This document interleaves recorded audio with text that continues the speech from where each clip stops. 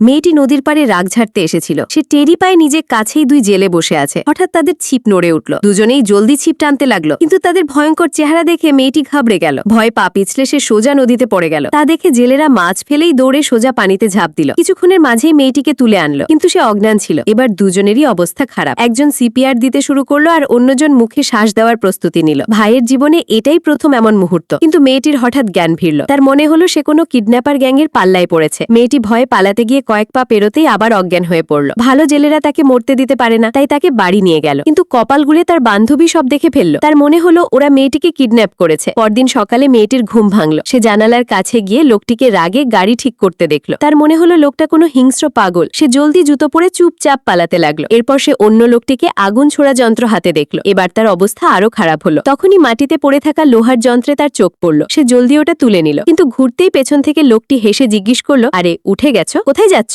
বাড়ি যাবে নাকি? ভাগ্যিস কোপটা ছাদে লেগেছে, নইলে বেচারার গেম ওভার ছিল। লোকটিও রাগে চিৎকার করে উঠল, তুমি পাগল হয়ে গেছো? কিছুক্ষণ পর সব ভুল বোঝাবুঝি মিটল। আসলে লোকটি আগুন ছোড়া যন্ত্রটা মাছ ভাজতে ব্যবহার করছিল। দুই ভাই দেখতে ভয়ঙ্কর হলেও মনের দিক থেকে খুব ভালো ছিল। ওদিকে মেয়েটির বন্ধুরা তাকে বাঁচানোর প্রস্তুতি নিচ্ছিল। সবার দৃঢ় বিশ্বাস ছিল যে মেয়েটি কোনো ভয়ঙ্কর সিরিয়াল কিলারের ঘরে আটকা পড়েছে। তাদের মাঝে এক ছেলে আগে অবস্থা দেখতে গেল। তখনই সে লোকটিকে কাঠ কাটতে দেখল, কিন্তু দুর্ভাগ্যবশত কুড়াল সোজা মৌচাকে গিয়ে লাগলো। আর দেখতে দেখতে অনেক মৌমাছি বেরিয়ে এলো। লোকটি তাদের তাড়াতে হাত পা ছুটতে লাগলো, কিন্তু ছেলেটির মনে হলো সে তাকেই মারতে আসছে, আর সে প্রাণ বাঁচাতে পালাতে লাগলো। বাকি বন্ধুরাও এটা দেখে ভয় পেয়ে গেল। সবাই প্রাণ বাঁচাতে ছুটলো। মেয়েটিও সর্বশক্তি দিয়ে দৌড়ালো। লোকটি পেছন থেকে চিল্লাছিল, মৌমাছি আসছে, পালাও! কিন্তু কেউ তার কথাই শুনল না। মেয়েটি দৌড়াতে দৌড়াতে গাছে ধাক্কা খেলো। বন্ধুদের না পেয়ে সে রাগে গাছে লাথি মারল, কিন্তু ওই ভুলটাই তার প্রাণ কেড়ে নিল। কিছুক্ষণ পর বাকি বন্ধুরাও সেখানে পৌঁছালো। সবার মনে হলো ওই দুজনই তাকে মেরেছে। এবার সবাই সিদ্ধান্ত নিল আজ প্রতিশোধ নিয়েই ছাড়বে। দুই ছেলে লোহার রড নিয়ে চুপিসারে হামলা করতে গেল, কিন্তু কপাল আবার পুড়ল। এক ছেলে বিদ্যুতের তারে আটকে গেল। অন্য বন্ধু তাকে দেখে এতই ভয় পেল যে নিজেই গন্ডগোল পাকিয়ে বসলো। মানে শত্রুর ক্ষতি কম,